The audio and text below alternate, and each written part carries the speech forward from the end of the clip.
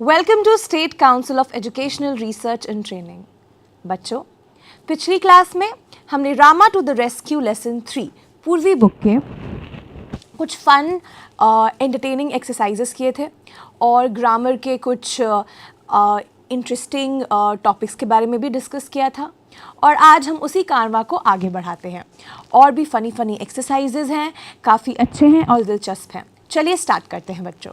Discuss in pairs मतलब ये जो एक्सरसाइज है, आप एक काम करना, आप अपने क्लास में या फिर आप दो के ग्रुप में करना, ठीक है। इसमें आपको करना क्या है बच्चों, देखते हैं। Why do you think it's important for people to keep their house and themselves safe?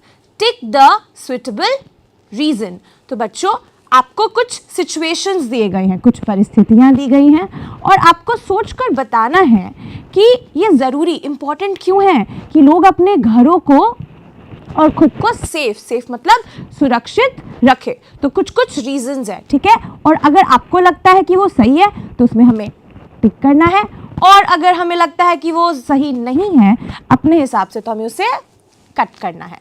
तो चलिए स्टार्ट करते हैं। पहला है to be safe from injury. अच्छा, हम अपने घरों को और खुद को सुरक्षित क्यों रखते हैं, उसके पीछे का कारण बताना है। तो उसमें जो पहला है वो है to be safe from injury. Injury मतलब चोट, खुद को चोट से, कोई भी इंजरी से सुरक्षित रखने के लिए हमें ऐसा करना चाहिए। क्या ये बात सही है बच्चों? देखते हैं। बिल्कुल, अपने आप को इंजरी से, किसी भी चोट से बचाने के लिए हम अपने घरों को और खुद को सेफ रखना चाहिए। दूसरा सवाल जो है वो है to keep family members and pets safe. Family members मतलब हमारे परिवार के सदस्य, और पेट्स मतलब बहुत सारे ऐसे जानवर होते हैं जिन्हें हमने घर में पालते हैं, है ना। आपने पढ़ा होगा pet animals and wild animals. एक जानवर जो जंगल में पाए जाते हैं उन्हें तो हम जंगली जानवर कहते हैं, वाइल्ड एनिमल। लेकिन कुछ घरों में गाय पाले जाते हैं, काउस पाले जाते हैं, गोट्स होते हैं, छोटे छोटे रैबिट्स होते हैं, डॉग्स, कैट्स, है ना। तो उन्हें हम क्या कहते हैं? पेट्स कहते हैं। तो हमें क्यों घरों को सुरक्षित रखना चाहिए? ताकि हमारे फैमिली मेम्बर्स और पेट्स सेफ रह सके। क्या ये बात सही है? देखते हैं। बिल्कुल रखना ही चाहिए, क्योंकि वो भी हमारे लाइफ के एक बहुत ही ज़रूरी सदस्य है। तीसरा सवाल है बच्चों, to stop accidents from happening. वो सारे एक्सीडेंट जो हो जाए, या जो वो सारे एक्सीडेंट जिन्हें होने की संभावना है, प्रोबेबिलिटी है ना, कि अगर हमने घर को बंद करके नहीं रखेंगे तो हो सकता है ना कुछ भी हो जाए। तो एक्सीडेंट से बचने के लिए हम ऐसा करते हैं कि नहीं करते बच्चों? देखते हैं। एकदम करते हैं। नेक्स्ट है to make sure they visit the doctor regularly. अब डॉक्टर को रेगुलर विजिट कर सके, इसके लिए हमने घरों को सेफ रखते हैं। कुछ अटपटा नहीं लग रहा है? सबको लगता है ये सही होगा या गलत? देखते हैं। गलत। नेक्स्ट है टू स्टॉप रॉबरी। रॉबरी मतलब क्या होता है बच्चों? चोरी, है ना।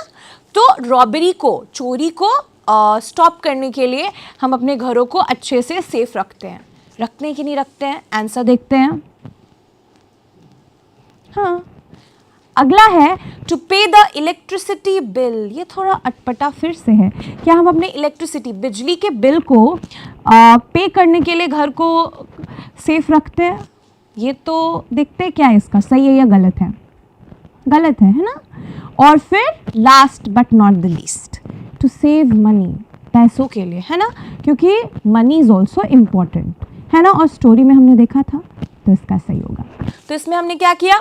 डिफरेंट रीज़न, कारण थे ना, और हमें बताना था कि हम क्यों अपने घरों को सेफ रखने की ज़रूरत है ना बच्चों।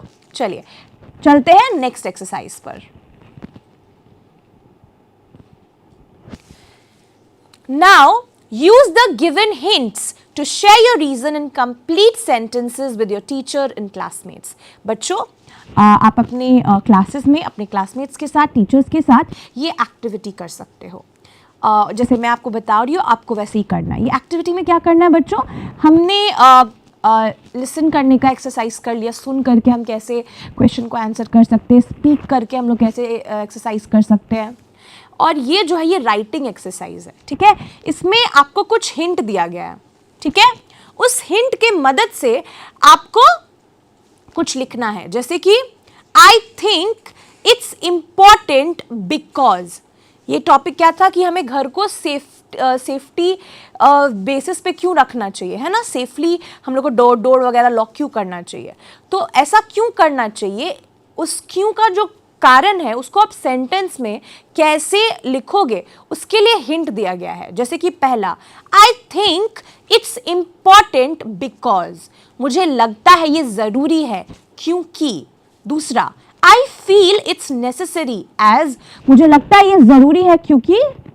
या तीसरा, the reason we need to look at safety is, कारण जिसे जो मुझे लगता है कि हमें सुरक्षा पे ध्यान रखना चाहिए, है ना। आप समझो आप 3 लोग हो, आप डिस्कस कर रहे हो, ठीक है। कोई बोल रहा है कि मेरे को लगता है हमें अपने घरों को सुरक्षित इसलिए रखना चाहिए ताकि हमारे जो पैसे हमने कमाए हैं वो अच्छे से बचा के रखा जा सके। दूसरा बोल रहा है, हाँ मुझे भी महसूस होता है कि ये ज़रूरी है क्योंकि अगर हम ऐसा ना करेंगे तो हमारे मेहनत पे पानी फिर जाएगा। और समझो फिर कोई तीसरा आता है और वो बोलता है, हाँ ये बात तो है, ये कारण है जो मुझे लगता है कि ये बिल्कुल होना चाहिए क्योंकि अगर हम सुरक्षा पर ध्यान दें तो शायद ऐसी परिस्थितियां, ये सारे सिचुएशंस ना हो।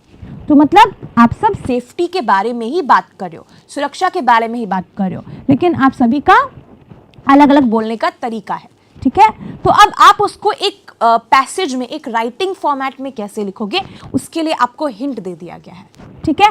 और मैं आगे चल के इसी हिंट के जरिए आप कैसे बना सकते हो एक राइटअप, आप एक पैराग्राफ कैसे बना सकते हो उसका मैं एक एग्जांपल दूंगी, और फिर आप इस एक्टिविटी को अपने क्लास में अपने टीचर्स के साथ और अपने क्लासमेट्स के साथ करना। चलो स्टार्ट करते हैं।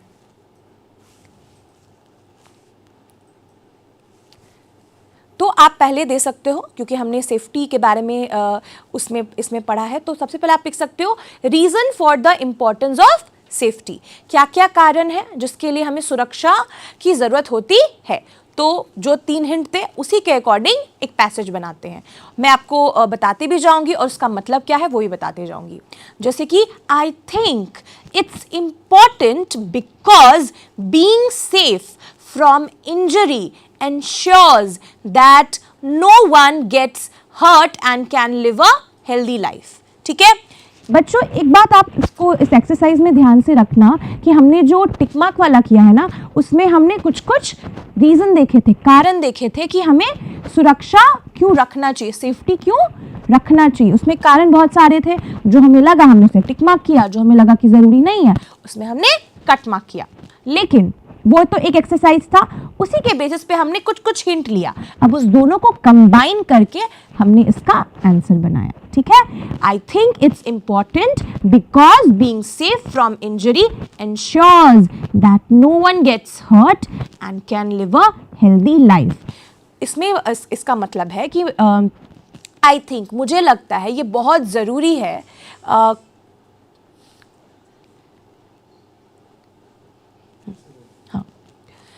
बच्चों इसका मतलब है आई थिंक, मुझे लगता है कि सेफ्टी ज़रूरी है क्योंकि अगर हम सेफ रहते हैं फ्रॉम इंजरी, चोट से, तो ये सुनिश्चित होता है कि कोई कभी हर्ट नहीं होगा और वो एक अपना हेल्दी लाइफ जी पाएगा।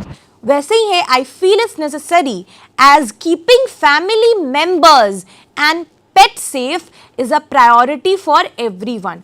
और फिर है मुझे ये लगता है कि ये महत्वपूर्ण है क्योंकि जब हम लोग अपने परिवार वालों को और अपने पेट्स जो हम पालतू जानवर रखते हैं उसको हम लोग सेफ रखते हैं, वो हमारा सबसे पहला प्रायोरिटी मतलब क्या होता है, दर्जा, वो हमारा पहला दर्जा होना चाहिए। The reason we need to look at safety is to stop accidents from happening. एक कारण जिसके लिए हमें सुरक्षा पर मुख्य ध्यान देना चाहिए वो क्या है, to stop accident from happening, है ना। अगर हम सुरक्षा पे ध्यान देंगे तो वो सारे एक्सीडेंट जो हैपन हो सकते हैं, वो नहीं होंगे, है ना, वो स्टॉप हो जाएंगे। Which can cause harm and inconvenience, ठीक है। और वो हम लोग जब स्टॉप कर देते हैं तो क्या होगा, जो भी दिक्कतें होती हैं कोई एक्सीडेंट से वो नहीं होगी, वो इनकन्वीनियंस मतलब कुछ अचानक से जो हो जाता है वो नहीं होगा। It is also essential because preventing robbery protect our valuable possessions and keeps us feeling secure। बच्चों इसमें बताया गया है preventing robbery, मतलब हम अगर ये बात ध्यान में रखें कि सेफ्टी बहुत इसेंशियल है, सेफ्टी जो है वो बहुत ज़रूरी है। क्यों ज़रूरी है? ताकि रॉबरी जो चोरी है वो उससे हम बच सकें, ठीक है ना, बच सकें। बच पाएंगे तो उससे क्या होगा, जो हमारे वैल्यूएबल मतलब जो मूल्यवान पोसेशन मतलब जो चीज़ हम पोसेस करते हैं, जो चीज़ हमें जिससे हम बिलोंग होते हैं, जैसे कि हमारे जेवर हो सकते हैं, हमारे इंपॉर्टेंट कागजात हो सकते हैं, वो ज़रूरी चीज़ें हमारे पास हमेशा सेफ रहेंगी, हमें सिक्योर, हमें अच्छा, हमें सिक्योरिटी की फीलिंग आएगी, सुरक्षा की फीलिंग आएगी। तो इसके लिए भी हमें सुरक्षा के बारे में ध्यान रखने की ज़रूरत है। एडिशनली मतलब और इसमें मुख्यतः अगर हम डालें तो safety measures can help us save money by avoiding medical bills and repair cost from accident. अब बच्चों आप खुद ही सोचो, जब कोई अचानक से एक्सीडेंट हो जाएगा और अगर आप रात में अपने गेट में ताला नहीं मारोगे तो समझो कि कोई थीफ आ जाए, ठीक है, उन्होंने एक्सीडेंट करवा लिया, मेडिकल इंजरी भी हो सकती है ना, मेडिकल इंजरी के साथ साथ आपके पैसे भी जाएंगे, खर्च होंगे हॉस्पिटल में।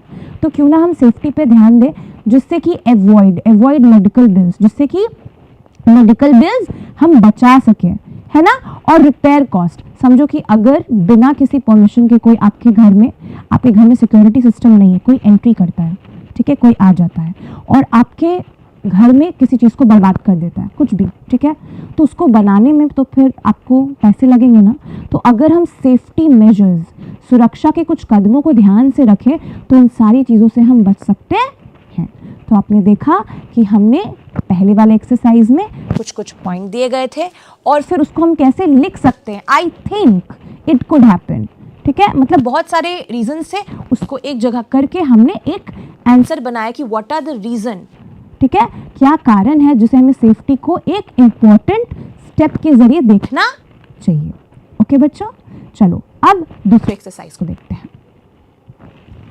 इसमें भी कुछ वैसा ही है, जैसे कि use the given hints to share 3 ideas on how people can keep their houses and themselves safe. ठीक है, इसमें आपको 3 देना है, आइडियाज देने हैं और इसमें भी है, ठीक है, इसमें भी अलग अलग है, ठीक है। इसमें क्या बताना है, इसमें आपको आइडियाज देना है, शेयर करना है और ये ना आप 1 2 3 दोस्त मिलकर टीचर के साथ आप ये अपने क्लास में कर सकते हो कि we have to share ideas regarding what, हमें किस चीज़ को लेकर के आइडिया शेयर करना है कि how people can keep their houses and themselves safe. अब आप सोचो कि आपको ये जिम्मेदारी दी गई है कि आपको अपने घरों को और खुद को सेफ रखना है। आप क्या क्या कर सकते हो, ज़रूरी नहीं है जो पॉइंट्स हमने अभी डिस्कस किए बस वही हो, आप अपने पॉइंट्स भी ला सकते हो। तो जब आप पॉइंट्स लाओगे तो उसको लाने का जो स्टाइल है, जब आप बोलते हैं उस वक्त और जब हम लिखते हैं उस वक्त, दोनों में अंतर होता है ना बच्चों। जैसे कि हमने पढ़ा था ना, हमने पढ़ा था एपोस्ट्रॉफ्स के बारे में, जिसमें हमने पढ़ा था कि कुछ कुछ वर्ड होते हैं कॉन्ट्रैक्टेड वर्ड्स और एक्सपैंडेड वर्ड्स, राइट। जैसे कि हम डोंट का इस्तेमाल स्पीकिंग में कर सकते हैं लेकिन राइटिंग में हम डू नॉट का इस्तेमाल करेंगे। तो ये सब पॉइंट भी जो हमने पढ़ा है ना उसको भी हम इसमें डालेंगे। तो हम किस तरीके से उसको एक लाइन में एक स्टाइल में लिख सकते हैं, जैसे कि आपको क्या करना है, आप एक्सरसाइज करना, आप 3-4 फ्रेंड्स बैठ जाना टीचर के साथ और आप लोग को आइडियाज़ देना है कि हम घरों को सेफ कैसे रखेंगे, ठीक है, और खुद को भी, ठीक है। तो आप कैसे बोलोगे, क्या पहले आप इसको स्पीक करके, पहले आप बोल करके इसको एक्टिविटी करना, उसके बाद राइट अप में लाना। तो जैसे कि इसमें हिंट दिया गया है, I think they should, I think मुझे लगता है उन्हें ये करना चाहिए, आई सपोज दे कुड मेरा मानना है कि वो ये कर सकते हैं, दे मस्ट उन्हें ये करना चाहिए, दे शुड वो ये कर सकते हैं, दे शुड उन्हें ये करना ही चाहिए। हाउ अबाउट मतलब क्या अगर वो ये करते तो, जिसमें आप थोड़ा बता रहे हो, हाउ अबाउट अगर सिचुएशन में हम ऐसे कर सकते हो तो हाउ अबाउट वो ताला तो लोग कोई भी तोड़ सकता है, क्यों ना हम लोग डिजिटल लॉकर लगा दें, डिजिटल ताला, राइट। हाउ अबाउट एक जगह की जगह दूसरा ऑप्शन आप दे सकते हो, इट माइट बी बेटर, मतलब माइट मतलब वर्ड का वो मे बी से आया है, माइट मतलब होता है कि काश, अगर आप चाहो तो ये भी कर सकते हो, इट माइट बी बेटर, अगर वो ऐसा करते तो ऐसा शायद अच्छा होता। तो हम बता क्या रहे हैं, हम बता रहे हैं कि हम अपने घरों को और अपने आप को कैसे सेफ रख सकते हैं, ठीक है। लेकिन बताने का जो तरीका है, सब कोई अलग अलग तरीके से सेंटेंस को यूज कर रहा है। जैसे आप बोल सकते हो मेरा मानना है कि हम ये कर सकते हैं, कोई बोल रहा है अरे मुझे लगता है ये करना चाहिए, कोई बोल रहा है अरे नहीं नहीं नहीं मुझे लगता है ये कर सकते हैं, अगर वो ये करते तो ये होता, राइट। तो उसी का एक फॉर्मेट है, I think they should, I suppose they could, they must, उन्हें करना ही चाहिए, दे शुड, वो ये कर सकते हैं, हाउ अबाउट, क्या पता वो इसके जगह ये करे, या फिर इट माइट बी बेटर, मतलब अगर वो ये करते तो ज्यादा अच्छा होता। इस टाइप के हिंट में हम लोग जैसे बोलने में इस्तेमाल करते हैं, इसी को हम लोग राइटिंग फॉर्मेट में हम कैसे यूज करेंगे, ठीक है, देखते हैं। ओके, सो पहले ideas on how to keep houses in themselves safe, ठीक है, वही सारे हिंट्स लिए हमने, बस हमने उसको सेंटेंस फॉर्मेट में डाल दिया है। I think they should install security cameras and alarm systems to deter burglars and monitor their properties. अब पहले वाले में हमने बर्गलर्स वर्ड सीखा, वो बर्गलर्स वर्ड है। बर्गलर्स वर्ड का मतलब क्या होता है, बर्गलर्स मतलब होते हैं वो सारे चोर, या फिर हम लोग जब समझो अचानक से हम लोग जब अपना रात को सोते हैं, घर को हम सेफली रखते हैं, तो अचानक से बिना किसी परमिशन के जो कोई एंट्री करता है उसे हम बर्गलर्स कहते हैं, ठीक है, मतलब without permission entering into your premises, आपके प्रेमाइसेस में, आपके एरिया में बिना किसी परमिशन के कोई एंट्री कर देता है या कोई अटैक कर देता है तो हम क्या कहते हैं, बर्गलर्स, ठीक है।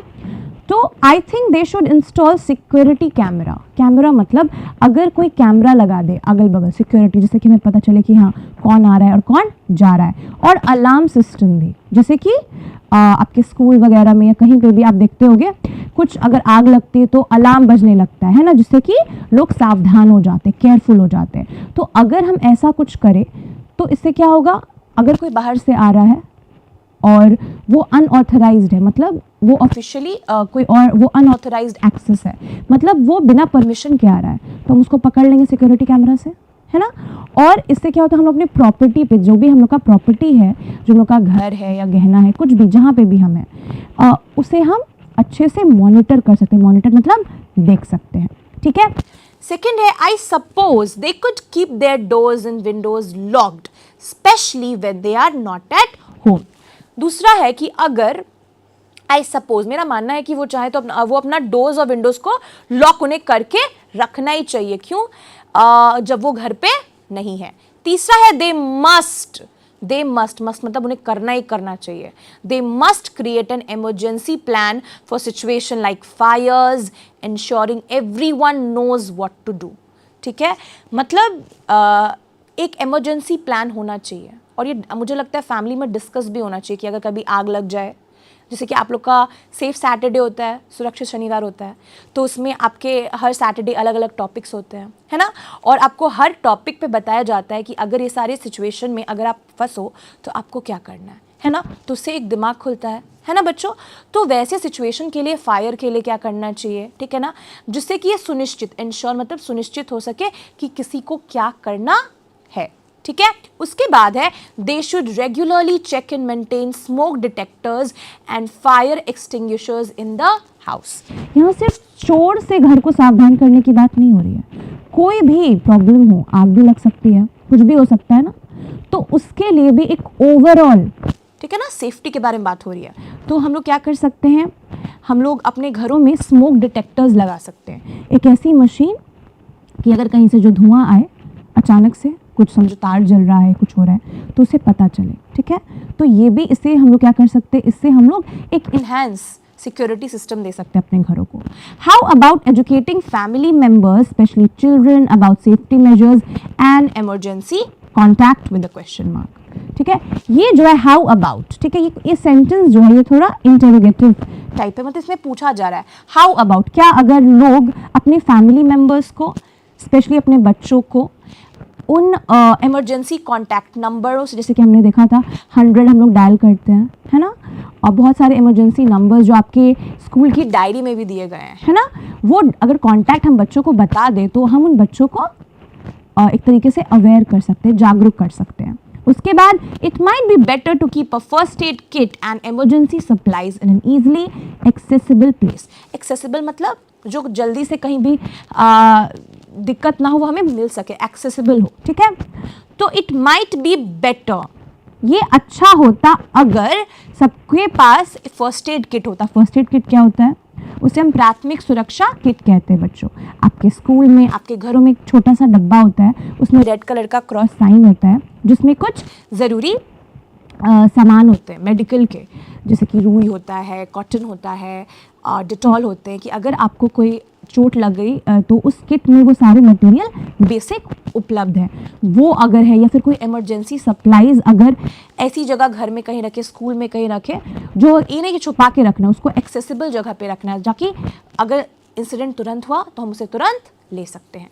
तो ये सारे पॉइंट्स थे कि हम अपने घरों को कैसे सेफ रख सकते हैं और खुद को भी। ठीक है, चलिए चलते हैं आगे क्या है।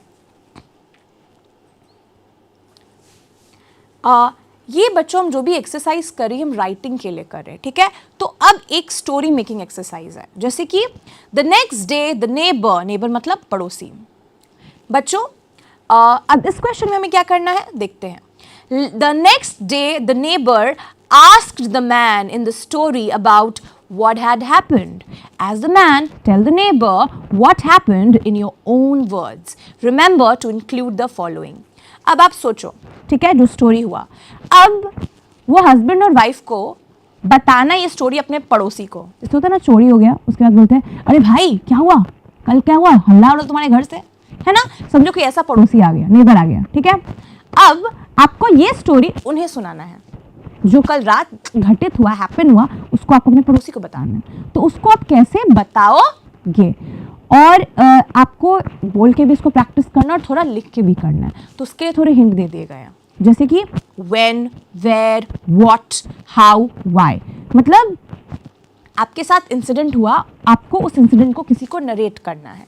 तो आप कैसे क्या क्या का यूज़ कर सकते हो। when मतलब कब, where मतलब कहाँ, what मतलब क्या, how मतलब कैसे, why मतलब क्यों। और इसमें एक लाइन भी दे दिया है कि आप ऐसे शुरू कर सकते हो। You can begin your story this way, my wife and I were about to go to sleep last night when we heard someone. ठीक है, my wife and I were about to go to sleep, हम सोने जा रहे थे last night, अचानक से हमने कुछ सुना कि कोई, इस टाइप से आप स्टोरी बना सकते हो। जैसे आप लोग अपने दोस्तों को बताते हो, अरे पता है गर्मी की छुट्टी में क्या हुआ, मैं घर गई थी और अचानक से कोई आवाज़ आया। फिर आप उस स्टोरी को बनाते बनाते हो। तो हमें इस एक्सरसाइज में क्या करना है, हमने इंटेरोगेटिव टॉपिक किया था, जिसमें हमें जगाना था कि हम different when, where, what, how, why का हम लोग उपयोग करते क्वेश्चन पूछने में, राइट। अब उसी का इस्तेमाल करके हम एक इंसिडेंट को नरेट भी तो कर सकते हैं ना किसी को, तो वो कैसे करना है उसको देखते हैं इस एक्सरसाइज में आगे। चलिए, तो जैसे कि आप सोचो कि आप इंसान हो और आप जो कल बीता उसको आप नरेट कर रहे हो किसी को। बच्चों मानो कि आप हो और आप अपने किसी दोस्त को एक कहानी बता रहे हो, ठीक है, और आपके घर में ये हुआ है, ठीक है। तो आप बोलोगे हे देयर नेबर, ए पड़ोसी सुनो, you won't believe what happened last night, विश्वास नहीं करोगे कल क्या हुआ। माई wife and I were getting ready for bed when we heard a strange noise। मैं और मेरी पत्नी सो रहे थे बेड पे, अचानक से सोने जा रहे थे, अचानक से एक स्ट्रेंज, एक अजीब सी नॉइज, आवाज़ आती है। शी विस्पर्ड, विस्पर्ड मतलब धीरे से बोलना, to me to be quiet and listen, and we both froze pretending to sleep. इसका मतलब है कि जो वाइफ है, क्योंकि यहाँ पे वाइफ जो है वो शी है, तो शी विस्पर्ड, वो कानों में बोलती है धीरे से, सुनो, और सोने की एक्टिंग करो। तो फ्रोज हो गए और सो रहे हैं। Sure enough someone was trying to break into our house, कोई हमारे घर में ब्रेक करने का मतलब कोई एंटर करने का कोशिश कर रहा था. I came up with a plan and whispered it to my wife. Idea आया और मैंने अपनी बीवी को बताया. We started talking loudly about what to name our future child. हमने हमारे आने वाले भविष्य के जो बच्चे हैं उसके नाम के बारे में प्लानिंग शुरू की. Throwing around names like Rama. हमने नाम सोचा कि हम लोग रामा बोलेंगे उसे. The thief thought we were just chatting. चोर को लगा कि हम बस चैटिंग कर रहे हैं. But really we were trying to alert Rama. लेकिन हमारा प्लान क्या था? जो विलेज कोतवाल है रामा उसको जागरूक करना. We kept mentioning Rama in different scenarios. हमने रामा का जो नाम का इस्तेमाल है उसको अलग अलग जगह किया. Hoping that Kotwal would hear us. ताकि जो कोतवाल है उसको आवाज आ जाए. And it worked. और ये वर्क किया. He showed up just in time to catch the thief red-handed. उन्होंने red-handed मतलब आप कुछ काम करते हो, मतलब कुछ आप गलत, मतलब सॉरी red-handed मतलब क्या होता है बच्चों? red-handed मतलब होता है कि आपको आप अपना काम कर रहे हो और अचानक से आपको पकड़ लिया red-handed. ठीक है, जैसे चोर को पकड़ लिया था रामा ने. ठीक है, तो जो स्टोरी में आया है वो ये है कि आप अपने पड़ोसी को बता रहे हो कि क्या हुआ, हमने ऐसा स्टोरी बनाया ताकि कोतवाल अलर्ट हो और प्लान काम किया. वो आया और उसने रेड हैंडेड पकड़ा. किसको पकड़ा? चोर को पकड़ा. It was a close call but thanks to our quick thinking our home and valuables are safe. Close call मतलब बहुत क्लोज आते आते हम लोगों ने अपने आप को बचाया. बट थैंक गॉड क्या क्विक थिंकिंग थी. Our home and valuables are safe. हमारे जो घर में ज़रूरी चीज़ें हैं, वैल्यूएबल है, सामान है, वो सेफ है. My wife and I are still shaking our heads in disbelief, but we are also feeling proud of ourselves for outsmarting the thief. Outsmarting मतलब क्या होता है? Outsmarting मतलब होता है कि हमने कुछ ऐसा किया जिससे कि जो चोर है उसको भी हमने आउटस्मार्ट कर दिया. इस वाक्य का इस्तेमाल हम करते हैं जब हम कुछ ऐसा काम करते हैं जिसमें कि जो इंसान है उसको हम अपनी कहानी में फंसा करके उसको हरा देते हैं और अपनी गेम में आगे बढ़ जाते हैं, आउटस्मार्ट कर देते हैं. ठीक है, तो हमने क्या किया, हम तो शौक में थे कि ऐसा हमारे साथ हुआ है, डिसबिलीफ में थे, लेकिन अंत में हमें कम से कम प्राउड, हमें अपने आप पे गर्व है कि हमने उस थीफ को अपने स्टोरी में फंसा करके फाइनली इस चीज़ को आउट कर दिया. ठीक है, तो ये एक स्टोरी था. ठीक है, आपके साथ जो इवेंट कुछ होता है आपको किसी को बताना है. तो जब आप किसी को बताते हो तो एक होता है स्पीकिंग फॉर्मेट में. ठीक है, आप सोचो आप किसी को लेटर लिख रहे हो कि hey my dear friend, you know what happened yesterday. तो इसमें आप एक बहुत अच्छी चीज़ कर सकते हो, आप इसमें कॉन्ट्रैक्शन और एक्सपैंडेड वर्ब जो मैंने आपको बताया था पिछली क्लास में उसका इस्तेमाल भी कर सकते हो इस क्वेश्चन में, है ना. चलिए अब चलते हैं अगले एक्सरसाइज पर. अब ये है कि बच्चों कुछ सिचुएशंस दिए गए हैं. So find out from your teacher और parents what you would do in the following situations. आप क्या करना, इसमें कुछ सिचुएशंस है, आप अपनी मम्मी से, अपने पापा से, दादा से, दादी से या किसी भी आसपास में जो बड़े हैं उनसे सिचुएशन बताना कि अगर ये होता है तो मुझे क्या करना है. और वो जो भी मेजर्स आपको देते हैं उसको आप अपनी कॉपी में लिख सकते हो, है ना, और अपने फ्रेंड्स के साथ, टीचर्स के साथ डिस्कस भी कर सकते हो, है ना बच्चों. तो हम देखते हैं कि क्या हम कर सकते हैं उस पर्टिकुलर सिचुएशन में, और मैंने भी अपने तरीके से बताया कि आप क्या कर सकते हो. ठीक है, तो पहला है who will you call if. आप किसको बुलाओगे अगर ये सारे सिचुएशन होते हैं जो. और यू सी फायर, जब आप अचानक से आग को देखते हो तो आप किसको बुलाओगे? आप emergency, you call the fire department. कोई फायर डिपार्टमेंट का नंबर वगैरह आप उसको बुला सकते हो. आगे देखते हैं. You see someone getting hurt. अगर कोई हर्ट हो गया, किसी को चोट लग गई है, दर्द हो गया, तो आप क्या करोगे? अगल बगल नियर बाय हॉस्पिटल ले जाओगे, या फर्स्ट एड बॉक्स है तो उससे उसका आप फर्स्ट एड करोगे. तीसरा, if you see a wounded animal, अगर एक कोई छोटा सा कुत्ता है उसके पैर में चोट लग जाए तो आप क्या करोगे?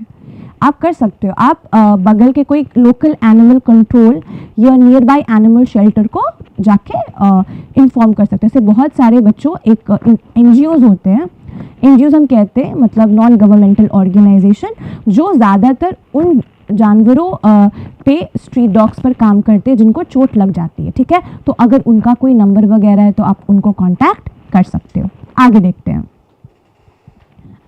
हैं. हाँ, अगर आप कुछ किसी को सस्पिशियस, कोई संदिग्ध, कुछ अचानक घर में कुछ हुआ, कुछ देख रहे हो कोई है या कुछ अजीब घटना हुई है, तो आप क्या करोगे? या तो आप पुलिस को बुलाओगे, या तो कोई बड़ा है घर में तो उसे बताओगे, एडल्ट को। या you find a lost child, अचानक से आपको एक बच्चा मिलता है रोड पर और उसको कुछ समझ, उसके मम्मी पापा को नाम उसको पता नहीं, वो अचानक से कोई लॉस्ट है, लॉस्ट मतलब गायब है, तो आप क्या करोगे? नियर बाई पुलिस स्टेशन में आप बता सकते हो। अगर पुलिस स्टेशन का आपको पता नहीं है तो आप एडल्ट को बता सकते हो, घर में कोई बड़े हैं तो। अगला देखते हैं। हाँ, और अगर बच्चों आप खुद ही गायब हो जाओ तो आप क्या करोगे? तब आप पुलिस स्टेशन कॉल कर सकते हो और अपने पेरेंट्स को भी कॉल कर सकते हो। और ऐसा सिचुएशन ना हो इसके लिए मैं कहूँगी कि कुछ इंपॉर्टेंट नंबर्स होते हैं आपकी डायरी में दिए गए हैं, है ना, आप उसको याद कर सकते हो, है ना, और ऐसे डिस्कशन कर सकते हो और ऐसा खेल भी खेल सकते हो अपने क्लास में, है ना। इससे क्या होगा? इससे क्या होगा? आप में अवेयरनेस आएगी, जागरूकता आएगी। ठीक है, अब चलते हैं इस इंटायर चैप्टर के सबसे लास्ट और फन एक्सरसाइज पे। और ये बहुत ही मज़ेदार एक्सरसाइज है, जैसे कि आप देख रहे हो। ये चैप्टर का सबसे लास्ट एक्सरसाइज है और ये हम एंड करने वाले हैं। इसके बाद ये चैप्टर का ये लास्ट एक्सरसाइज है, उसके बाद कुछ क्वेश्चंस है नहीं। ये जो एक्सरसाइज है इसको आपको करने में बहुत मज़ा आएगा, क्योंकि इसमें हमें करना क्या है, एक फ़न पाथवे गेम है, मतलब आपको रास्ता बताना है। ठीक है, कोतवाल है और चोर है, ठीक है, पर रास्ते बहुत सारे हैं, कुछ ब्लॉक हैं, कुछ अनब्लॉक हैं। अब आप सोचो कौन से रास्ते से जाएगा कोतवाल तो उस चोर उस थीफ को पकड़ पाएगा। सोचो, ये आपकी बुक में भी दिया हुआ है, आप इसको करना। वैसे मैं बता भी देती हूँ कि क्या पाथ है ताकि आपको दिक्कत ना हो। चलो देखते हैं।